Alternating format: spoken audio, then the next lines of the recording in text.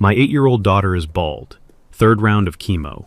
She was sitting on our front porch, chalk in hand, drawing wobbly caterpillars on the sidewalk. Our HOA president walked by, slowed down, stared at my daughter's bare head for a long, deliberate moment, then went inside and called the cops.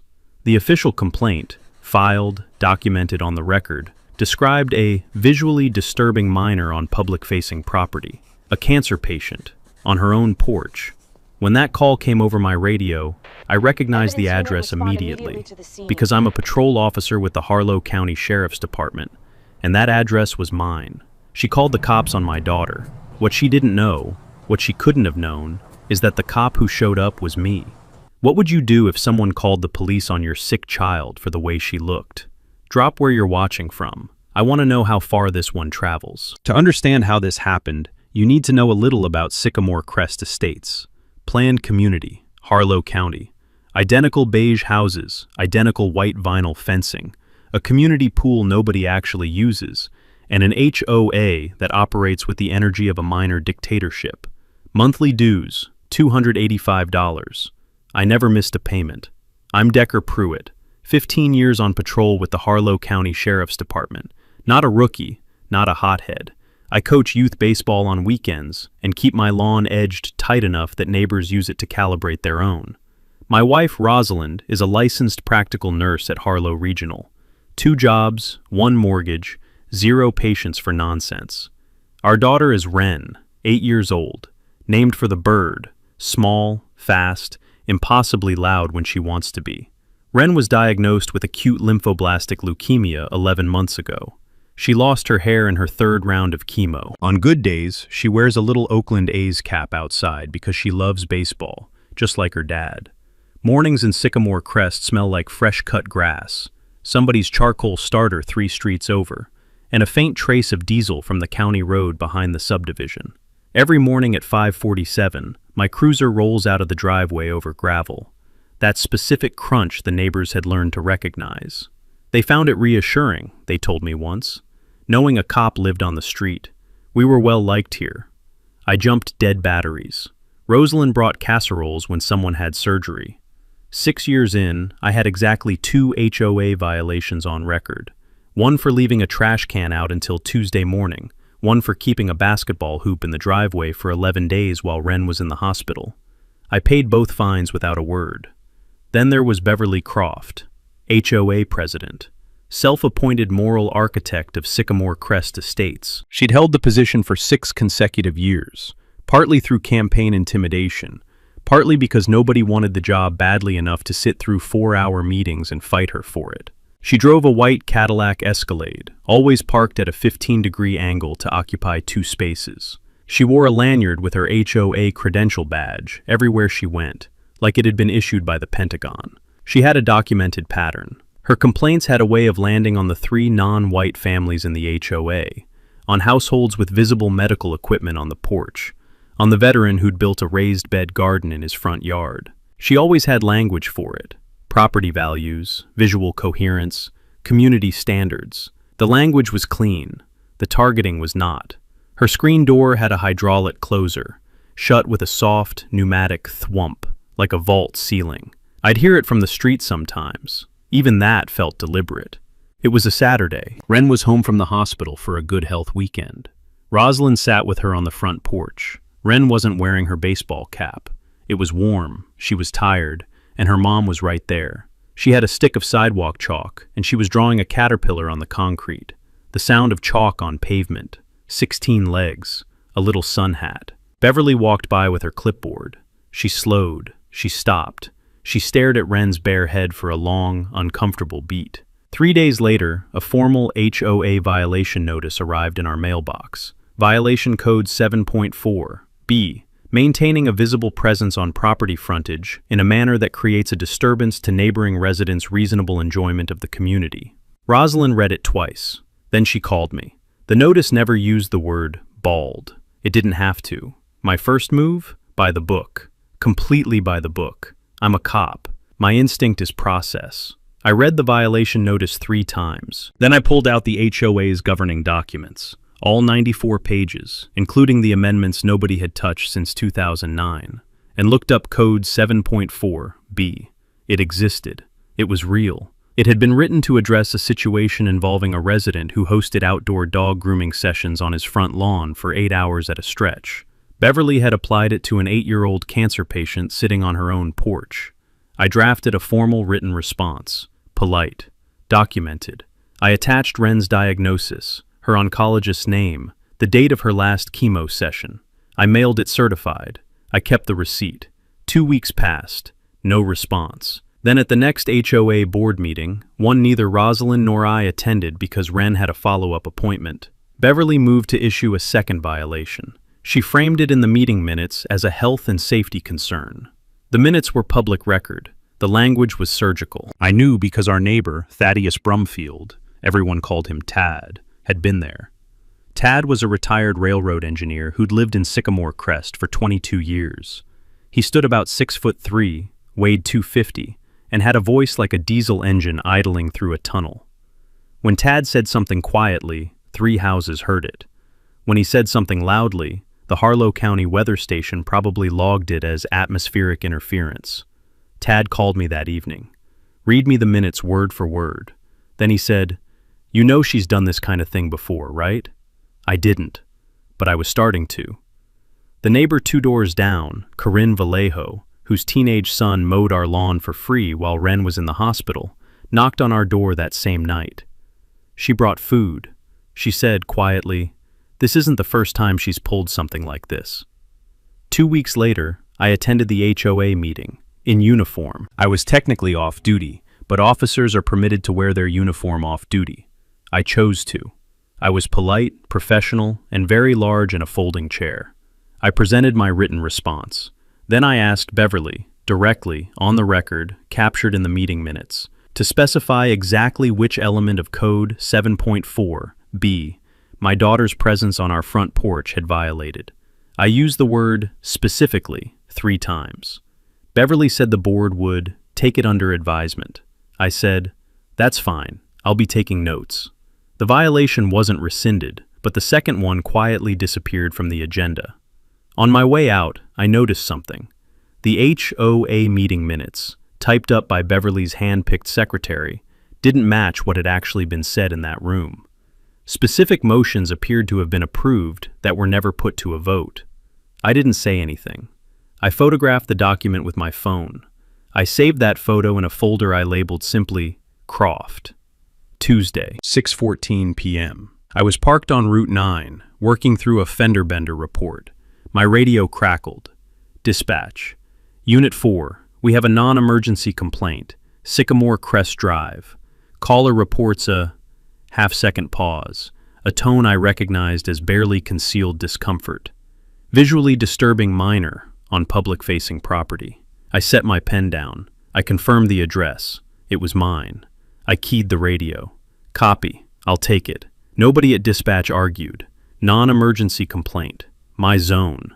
And when my voice goes very calm, it tends to discourage pushback. 4 minutes to drive home. The May evening came through the cruiser window.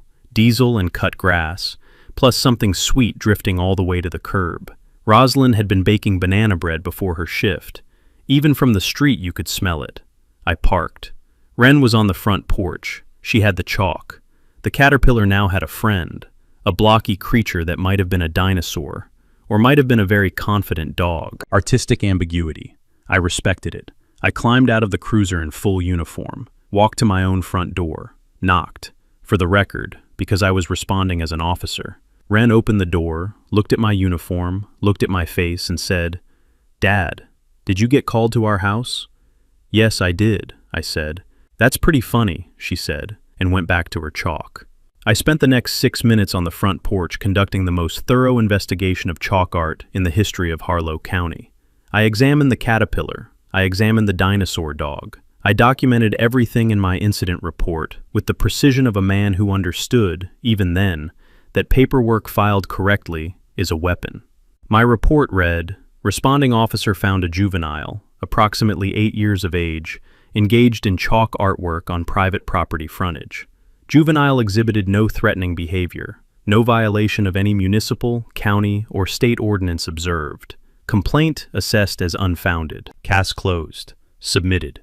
Into the public record of the Harlow County Sheriff's Department. Case number and all. Beverly, informed that the responding officer found no violation, did not accept this outcome. The very next evening, she called the non-emergency line again. Same address, same language. Visually disturbing. Dispatch sent Deputy Nell Harrigan, 11-year veteran, 4 kids of her own, arresting expression like a woman who had personally cataloged every variety of human nonsense ever produced, and was no longer surprised by any of it. Nell arrived, talked to Rosalind for about 3 minutes, then called me on my personal cell. She said 3 words. "You know Beverly?" I said, "I'm starting to." Nell's incident report was, if anything, slightly more thorough than mine. Second complaint at same address, same complainant, no ordinance violation found. Pattern of contact noted. Now, that phrase, pattern of contact, in a police report is not decorative. It is a flag. It means a responding officer has formally observed that the same person keeps calling about the same address and keeps being wrong. Beverly had just built herself a documented history of filing unfounded complaints. She didn't know that yet. Repeated unfounded calls to law enforcement from the same complainant create an official paper trail. That trail can become evidence in a harassment or false report case, and it costs the complainant nothing to create, but everything to explain later. By this point, Tad had told 4 neighbors. Corinne had told 6. A woman on the street named Petra Sundwall, retired paralegal, 31 years in litigation, had been watching from her porch the evening Nell arrived. She texted Corinne immediately. "Does he know about the Fair Housing Act?" The neighborhood was beginning to move. Quietly, precisely. Beverly, apparently deciding that subtlety had run its course, went public. She posted to the Sycamore Crest private Facebook group. She didn't name us directly. She was too careful for that. She referred to a situation on the drive involving community standards and resident well-being, and invited concerned neighbors to contact the board. She got 11 responses. 9 of them were angry at her. She either didn't read them carefully or didn't care. Probably both. Then she tabled a motion at the next board meeting, the one I didn't know about until Tad texted me at 9 p.m., to formally amend HOA rules to require that residents with visible medical conditions obtain a board variance before using their front porch. She actually used that language. Visible medical conditions, variance, front porch. Even 2 of her own board allies went quiet when she said it out loud. The motion was tabled, but the fact that she'd proposed it was captured in the minutes.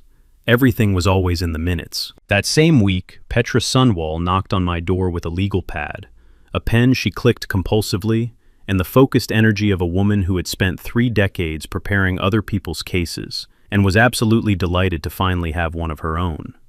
She had read the HOA's governing documents cover to cover, 72 highlighted pages, 4-page summary memo. She handed it to me at Tad's kitchen table. Tad provided the coffee, in a thermos roughly the size of a small engine part, and walked me through her findings. 3 things stood out. First, Beverly had been approving expenditures above her authorized limit without a board vote. Specifically, $14,200 in landscaping contracts paid to her nephew's company, Croft Outdoor Services. Second, the meeting minutes contained discrepancies across at least 6 sessions going back 3 years. Third, and this was the one that made me set my coffee down, the variance motion Beverly had proposed would, if passed, almost certainly constitute a violation of the Fair Housing Act. Takeaway: the Fair Housing Act, 42 U.S.C. Section 3604, prohibits housing discrimination based on disability, and cancer qualifies. Attempting to regulate a disabled child's use of her own front porch isn't a community standards issue. It's a federal civil rights issue, and it can be reported directly to HUD at no cost. I sent a certified letter. I love certified mail. There's a receipt for everything. To the HOA's professional management company. I notified them that the board president had proposed an action that may constitute a Fair Housing Act violation, and that there was a documented pattern of unfounded police complaints filed against the same property. I copied the letter to the HOA's insurance carrier. Within 48 hours, the management company sent a representative to meet with the full board. Beverly was not pleased. I know because Tad was there, and he described her expression as, "A woman who has just discovered the floor isn't where she thought it was." Then came the detail about the landscaping money. Tad had served briefly on the HOA Finance Subcommittee in 2021. He remembered the vote ceiling clearly. No expenditure over $3,000 without full board approval. He had the meeting minutes from that session photographed on his phone because, and I'm quoting him directly, "I worked 40 years around freight contracts. I know what a man looks like when he's cooking the books." He'd been photographing HOA documents since 2019, just in case. Corinne Vallejo's brother-in-law, Marcus Vallejo, was a licensed CPA specializing in nonprofit and association financial audits. He reviewed the HOA's public financial disclosures, which all HOAs above a certain size are legally required to provide on request, and confirmed the unauthorized expenditures, $14,200, paid without a board vote, to a company owned by Beverly's nephew. Misappropriation of HOA funds is a civil tort. In some states, depending on the amount, it approaches criminal territory. HOA financial disclosures are public documents you can request at any time. If an officer approves payments above the board-authorized limit without a vote, that's a breach of fiduciary duty, and it's recoverable through civil action. Tad presented all of this at my kitchen table while eating his second piece of banana bread. He is not a vengeful man by nature, but he had the energy, right then, of a freight train that had just been given very clear coordinates. Petra wasn't finished. While Marcus was working through the financial disclosures, Petra had pulled something from the Harlow County Recorder's Office, the original declaration of covenants, conditions, and restrictions for Sycamore Crest Estates. Not the condensed resident handbook Beverly distributed to new homeowners, the actual founding document, the one filed when the subdivision was built. She found it in Section 11, Paragraph 3, never referenced in any current board material, never mentioned at any meeting in recent memory. No amendment to these covenants may be adopted that restricts the use or enjoyment of private property by residents in a manner inconsistent with applicable federal law, including but not limited to the Fair Housing Act of 1968. Read that again slowly. Every escalating amendment Beverly had pushed through, every proposed rule, every violation notice built on the theory that she could regulate how residents use their own property. It had all been constructed on a foundation the original document explicitly prohibited overriding. She didn't just lack the moral authority, she may have lacked the legal authority from the very beginning. Every violation notice the Pruitts had received might be void. I sat with that for a minute. Then Petra told me about the insurance. The HOA's liability policy contained an exclusion clause for intentional discriminatory acts. If Beverly's actions were determined to constitute intentional fair housing violations, which the paper trail was increasingly suggesting, the insurance carrier would not cover the resulting civil liability, which meant the board members who had voted to ratify her actions, or who had simply failed to stop her, could be personally exposed. Not the HOA paying them. Personally, the management company representative, who by this point looked like someone who had arrived expecting a routine governance dispute and found herself standing in the middle of a federal discrimination case and a financial fraud investigation simultaneously, confirmed this when I asked her directly. Takeaway. When an HOA officer acts outside their legal authority and board members ratify those actions, personal civil liability can follow, meaning individual board members can be sued, not just the association. Up until that moment, Beverly had operated on one core assumption: her position protected her. The HOA gave her authority. The authority was the shield. But authority built on a flawed legal foundation isn't authority, it's exposure. I now had a federal civil rights angle, a financial misappropriation case, a documented pattern of unfounded police reports, and a neighborhood that included a retired paralegal, a licensed CPA, a retired railroad engineer with 22 years of photographed HOA documents, and a deputy who had filed her own corroborating incident report. I didn't celebrate. I told Rosalind. She went quiet for a moment, then made me eat dinner because I hadn't eaten since noon. Then she said, "What do we do with all of it?" I said, "We wait until she does one more thing. Then we use everything. At once." We didn't have to wait long. 3 days later, a third violation notice arrived in our mailbox. This one cited the chalk artwork on the front sidewalk as a violation of the front property aesthetic guidelines. Beverly had photographed it as evidence. She'd attached the photo to the notice. The caterpillar had 31 legs now. Wren had been adding to it every good day she had. It had a sun hat. Its friend, the dinosaur dog, had acquired a scarf. Beverly had photographed it, filed paperwork about it, and somehow still thought she was winning. My kitchen table became the command center. Rosalind, who worked nights, slept until 2 in the afternoon and joined us after. Tad brought coffee in that thermos. Petra had a fresh legal pad. Corinne came with her brother-in-law Marcus, who brought a laptop and the quiet, methodical energy of a man who genuinely enjoys finding problems in spreadsheets. It felt like the setup of a very practical heist movie, except instead of a vault, the target was institutional accountability, and the tools were receipts. We had 3 tracks running simultaneously. Track 1, the federal complaint. Petra drafted a Fair Housing Act complaint to be filed with the U.S. Department of Housing and Urban Development, HUD. The process is straightforward. You go to HUD.gov, describe the discriminatory conduct, identify the parties, and submit. HUD investigates. If they find probable cause, they can refer the case for civil enforcement. Fines can reach over $21,000 per violation, indexed to inflation. If it escalates to federal court, the individuals responsible, not just the association, can be held personally liable. We filed it that Thursday evening. Confirmation number in hand by 9 p.m. Takeaway: filing a fair housing complaint costs nothing, takes under an hour at HUD.gov, and opens a federal investigation that an HOA board cannot vote away or administratively bury. What made our complaint unusually strong was the supporting documentation. Because I was the responding officer to both of Beverly's police calls, my official incident reports, and Nell Harrigan's, were part of the public record of the Harlow County Sheriff's Department. A law enforcement officer's documented observation of a discriminatory pattern accompanying a federal housing complaint is not something an HOA's attorney files a motion against easily. Track 2, the money. Marcus had completed his review of the HOA's financial disclosures. The unauthorized expenditures to Croft Outdoor Services were clear and documented.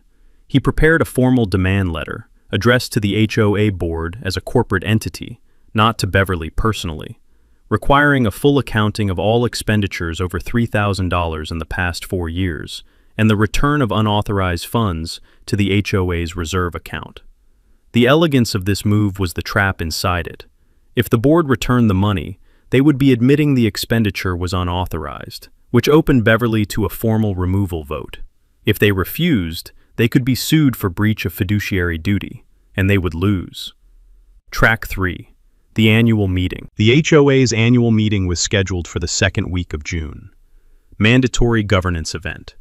Open to all member households, and, buried in the governing documents, which Petra had now memorized, a quorum of residents could force agenda items, and a 2/3 majority of members present could vote to remove a board officer for cause. The threshold for forcing an agenda item, 20% of member households, 12 families. We had 9 committed before Tad even put on his shoes. Tad spent one Saturday afternoon walking the cul-de-sac. He knew every person on the street by name. He knew most of their dogs' names. By Sunday evening, we had 19 households signed on. Petra drafted the formal member petition. Marcus notarized it. I delivered it to the management company by certified mail on Monday morning. The annual meeting would include 3 agenda items the board hadn't planned for: the HUD complaint, the financial audit demand, and a motion to remove Beverly Croft as HOA president. Then I made one more call, to Odessa Blanchard at the Harlow County Gazette. Odessa had covered municipal and local government for 19 years. I invited her to a community governance meeting. I told her it might be worth her time. She went quiet for a moment. Then she said, "What am I actually being invited to witness?" I told her, all of it. She said she'd be there, not casually, the way a person says it when they mean they wouldn't miss it under any circumstance. The night before I submitted the member petition, I sat at the kitchen table and laid everything out. The certified mail receipts, the incident reports, the folder labeled Croft, the HUD confirmation number, Petra's legal memo, Marcus's audit summary, the list of 19 households. And on top of all of it, Wren's latest addition to the chalk mural. She'd given the caterpillar a name. She'd written it herself in careful, slightly wobbly 8-year-old letters. Brave. I looked at that for a while. Then I went and watched baseball with my daughter. Beverly found out about the HUD complaint on a Wednesday. The management company, professionally obligated to inform the board of pending legal matters, notified her that a fair housing complaint had been filed. According to someone who was in the room when she received the news, her response was to go very still and very quiet. Not the quiet of acceptance, the quiet of calculation. She called an emergency board meeting. 3 of the 5 board members attended. The other 2 happened to be Corinne Vallejo's next-door neighbor and Tad's friend of 15 years. Both of them texted their respective contacts the moment the meeting ended. We had ears inside the room before Beverly's car was back in the driveway. Her first move was a smear. She began circulating through private channels a selective excerpt from my employment record. Nothing fabricated. She was too careful for outright lies. But selectively true. A disciplinary note from 2018, when I had failed to file a use of force report on time. What she left out. I was at the hospital with Wren when the deadline passed. I filed it 2 days late. The note had been in my file and long since resolved. She framed it as questions about Officer Pruitt's professional conduct and sent it to 2 board members. Then she apparently sent it to the Harlow County Gazette, specifically to Odessa Blanchard. Odessa had covered local government for 19 years. She had seen every variety of document manipulation that small-town politics produces, and she recognized selective framing the way a carpenter recognizes a stripped screw, immediately and with a specific kind of tired irritation. She called me to ask about the disciplinary note. I explained the full context in about 4 minutes. Odessa said, "I see. I'll be verifying everything independently." She did. The smear evaporated. And now, Odessa Blanchard had personally witnessed an attempt to intimidate a source before a public meeting. That detail went into her notes. Reporters keep notes about everything. Beverly's second move was legal. Her personal attorney, a general practice lawyer in town who primarily handled wills and real estate closings, sent me a cease and desist letter. The theory: by coordinating with other residents to bring complaints, I was engaging in tortious interference with the HOA's governance functions. Petra read it at my kitchen table. She laughed. Not cruelly, involuntarily, the specific laugh of someone who has processed 30 years of creative legal threats and can assess their structural integrity in about 15 seconds. This one, she said, had the legal foundation of a paper boat. Residents coordinating to exercise their rights under the HOA's own bylaws is not tortious interference. It is governance, exactly the kind the documents were designed to protect. The letter had no valid legal basis and would dissolve the moment anyone challenged it in court. But I kept it, because I kept everything.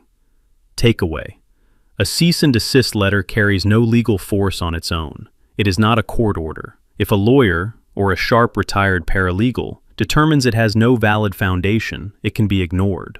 What matters is documenting that it was sent, because it may later demonstrate a pattern of intimidation. Beverly's third move was administrative. As board president, she attempted to postpone the annual meeting by 2 months, citing extraordinary governance circumstances. She sent the notice to member households. The problem, and it was a significant one, is that the HOA's governing documents specified the annual meeting must occur within a 30-day window in June. Postponing it outside that window required a vote of the members she was trying to avoid. Petra filed a formal objection with the management company the same afternoon. The management company, which was by now deeply tired of this situation and acutely aware of its own liability exposure, confirmed within 24 hours that the meeting would proceed as scheduled. Beverly was out of administrative moves. The meeting was 11 days away. While she scrambled, I prepared. I reviewed every document one more time. I numbered every page. I made 2 copies of everything, one for presentation, one for the record. I met with Nell Harrigan, off the clock, at a diner on Route 9. She listened to the full picture. She said she'd attend the annual meeting as a private citizen, civilian clothes, but she'd be there. I drove home that night thinking about the difference between people who abuse systems and people who actually understand them. Beverly had spent 6 years doing the former. We'd spent 6 weeks doing the latter. The net was drawing closed. 6 days before the annual meeting, Beverly made her most audacious move. She called an emergency board meeting, noticing it just 48 hours in advance, the minimum the bylaws allowed, with a single agenda item: a vote to dissolve and immediately reconstitute the HOA's enforcement committee under new rules giving the board president unilateral enforcement authority. No board review required, no appeal process, one person, one decision, final. In one vote, she could make herself legally untouchable inside the HOA's own structure. Tad got the emergency notice in his mailbox on a Tuesday morning. He stared at it for approximately 10 seconds. Then he called Petra. Petra called me.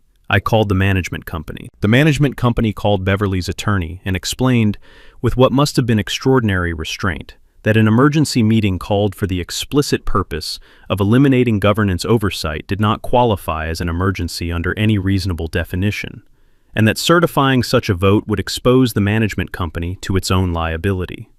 The meeting dissolved before it happened. 2 days before the annual meeting, I got a visitor. Floyd Tench knocked on my door around 7 in the evening. Floyd was a retired accountant who had served on the HOA board for 3 years. Soft-spoken. Decent, I always thought. He stood on the porch holding a manila envelope and wearing the expression of a man executing an errand he had not fully endorsed. He explained that the board had authorized him to present a settlement offer. All 3 violation notices against our family would be formally rescinded. Our HOA dues would be reduced by 50% for the remainder of our residency. We would receive a written letter of apology. In exchange, withdraw the HUD complaint. Take no further action. I looked at the envelope. I did not take it. I said, "Floyd, this isn't about us anymore." Floyd drove away, still holding the envelope. He looked like a man who was beginning to develop serious concerns about the recent decisions that had led him to this porch. I called Petra immediately. She advised that a settlement offer made on behalf of the board, using HOA resources, to induce the withdrawal of a federal complaint might itself constitute an improper use of association funds, and, depending on how it was framed, a potential attempt to obstruct a federal process. I documented the conversation in detail: time, content, Floyd's exact words as best I could recall them. It went into the folder labeled Croft. The folder was getting thick. The morning before the meeting, I was in the kitchen making coffee when Rosalind called me to the front window. Wren was outside. She had the chalk. She'd been adding to the mural all summer. The caterpillar named Brave had accumulated 17 friends by this point, and the artwork stretched the full length of our front walk and curled partway onto Corinne's driveway. Nobody had complained. Corinne's son mowed around it carefully every week. That morning, Wren was adding something new. We watched her work from the window. She was writing, in that careful, wobbly script of hers, next to the original caterpillar. She wrote, "For Dad." The smell of sunscreen and chalk dust drifted through the screen. Rosalind didn't say anything, neither did I. After a moment, she went to the door, helped Wren put her Oakland A's cap on, tilted just slightly, the way Wren liked it, and came back inside. She said, "Let's go do this." That night I couldn't sleep. I went through the folder one more time, not because I needed to, but because preparation is the only thing that ever made me feel genuinely calm before something difficult. I checked the document order. I verified the HUD confirmation number. I confirmed Odessa Blanchard was still coming. She had replied to my text in about 40 seconds. Wouldn't miss it. At 1:47 a.m., I sat at the kitchen table and wrote one line in my notebook. Not for the meeting, just for myself. She called the cops on my sick kid. I was the cop. I closed the notebook. I went to bed. In the morning, everything would happen in front of witnesses, in the open, on the record, which was exactly how I'd planned it. The Sycamore Crest Community Center is a single-story beige room attached to the pool complex. Fluorescent lighting, 40 folding chairs in rows, a folding table at the front for the board. On a normal year, maybe 15 people showed up to the annual meeting, sat through the treasurer's report, approved the landscaping budget, and went home. That night, every chair was filled. People stood along the walls. The room smelled like burnt coffee from the percolator nobody had cleaned since approximately 2019, and the faint chlorine drift from the pool next door. Beverly arrived first, blazer, lanyard. She'd parked the Escalade in its usual spot. She looked at the room, and for the first time in 6 years of HOA meetings, she looked uncertain. Not frightened, not yet, just uncertain. Like she'd walked into a building and found the floor plan had been changed. Odessa Blanchard sat in the back row with a fresh legal pad. She asked the assembled members, by show of hands, formally, before the meeting opened, for permission to record the proceedings. 34 hands went up. 2 did not. The recording began. Nell Harrigan was in the third row in a green cardigan. She looked like someone's aunt. She was not someone's aunt. Beverly called the meeting to order. She had prepared a compressed agenda. Financial report buried under 6 other items. Community business slotted at the end, after she calculated people would be tired and ready to leave. It was a reasonable strategy. It just required the room to cooperate. Tad Brumfield raised his hand. Beverly recognized him. Tad said, "I'd like to move to restructure the agenda. We have a legal matter that needs to come first." Beverly said the motion was out of order. Petra Sunwall, from the 4th row, cited the exact section and paragraph of the governing documents under which a majority of members present could vote to restructure the agenda. The vote, 37 in favor, 2 opposed. Floyd Tench, in the 3rd row, stared at the ceiling. I stood up. Civilian clothes, clean blue shirt, dark jeans, no uniform. I had the folder. I went through it one item at a time, the way I'd testified in court 100 times. Methodically, without drama, letting the documents speak. The original violation notice, the certified mail receipt proving my written response was delivered, the incident report I had filed as the responding officer, assessing the complaint as unfounded, Deputy Harrigan's incident report, filed independently, noting a documented pattern of contact, the HUD complaint reference number, confirming an active federal fair housing investigation. I placed each document on the table at the front of the room. Then I said, "The officer who responded to the complaint about my daughter was me. I am the officer. I drove my county cruiser to my own address, walked up to my own front door, and documented a complaint about my own child, a child undergoing treatment for leukemia, as unfounded. Twice. I want that in this record." The room was very quiet. Beverly said, "This is an HOA meeting, not a courtroom." I said, "You're right. In a courtroom, you'd have a proper attorney." Marcus Vallejo came forward next. He was a CPA. He spoke the language of financial documentation the way I spoke incident reports, precisely, without filler, in a register that made everything feel both inevitable and damning. $14,200. 6 instances of unauthorized expenditure, each one documented. The vendor, Croft Outdoor Services. Owner, Beverly's nephew. Operating under a contract that was never put to a board vote, because the meeting minutes authorizing it did not exist. He asked Beverly to identify the board minutes approving each expenditure. She could not, because they didn't exist. Floyd Tench put his face in his hands. The board member who had been quietly texting Corinne Vallejo throughout every emergency meeting for 3 weeks made a motion to censure the board president and freeze all HOA expenditures pending a full independent audit. It passed, 4-1. Then Petra read the bylaw provision on officer removal. 2/3 of members present. She called for the motion. Tad made it. Corinne seconded it. The vote was by show of hands. They went up around the room without drama, one after another, steadily. 31 hands. 2/3 required 25. Beverly Croft was removed as HOA president by the neighbors she'd governed by intimidation for 6 years. She stood. She said something. I'm leaving that deliberately vague, because whatever it was, it didn't land. Nobody wrote it down. She left. The Escalade pulled out of the reserved spot. In the back row, Odessa Blanchard closed her legal pad. She had a front page. She looked across the room at me and gave one small, deliberate nod. I nodded back. Outside, the chalk mural was still on the sidewalk. The porch light was on. 31 legs on that original caterpillar. A sun hat. And right beside it, in wobbly 8-year-old letters, Brave. Within 60 days of that meeting, the following happened. All 3 violation notices issued to our family were formally rescinded by the new interim HOA president, Tad Brumfield, elected at an emergency reconstitution meeting, who accepted the position with the resigned but genuine energy of a man who had decided the job needed doing, and he was apparently the one to do it. His first act as president was to throw out the condensed resident handbook and replace it with the actual governing documents. All 94 pages, available to every household. The HUD investigation proceeded.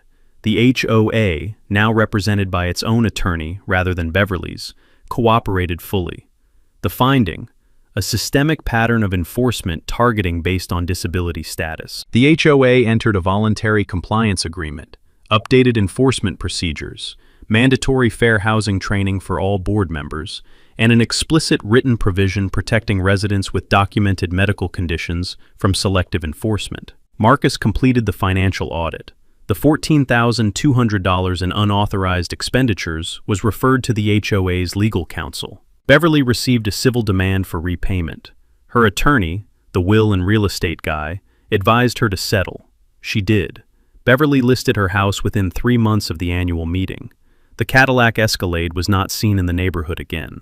Tad's first substantive motion as board president was to create a 1-page resident rights document for every new homeowner welcome packet. Petra wrote it in an afternoon. 3 things.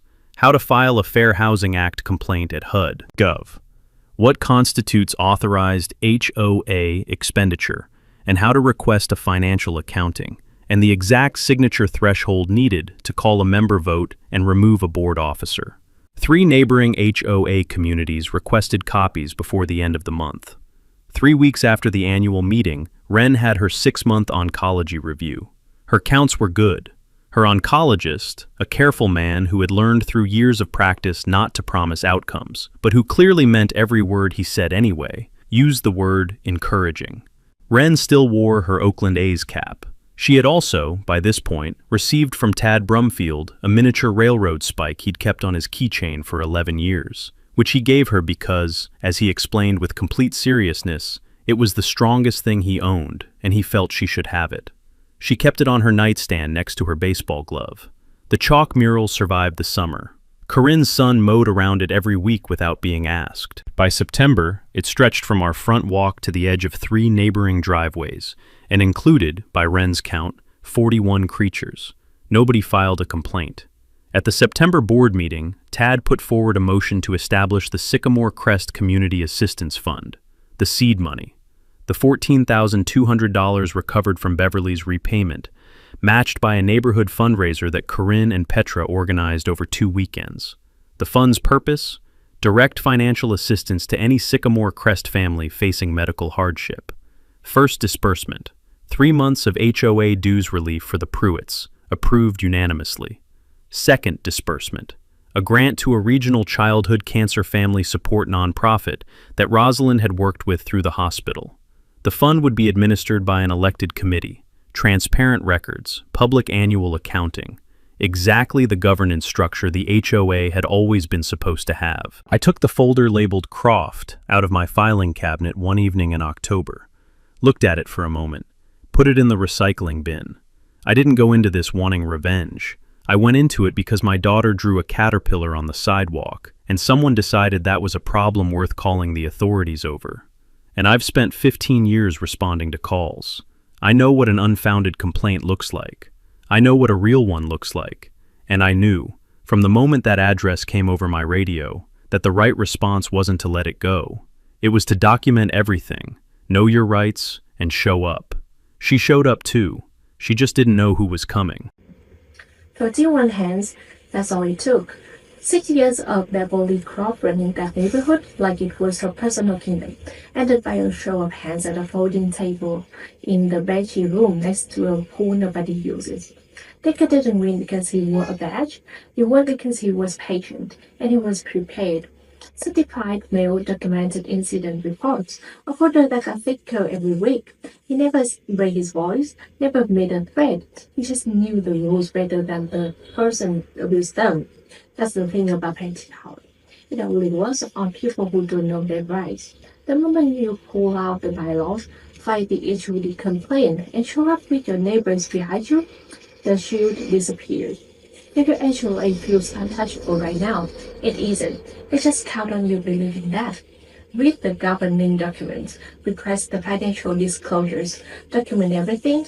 Have you ever had an HOA come after you for something this ridiculous? Drop it in the comments. I want to hear it. And if this one hit home, subscribe. There's a lot more where this came from. Petty power only works on people who don't know their rights.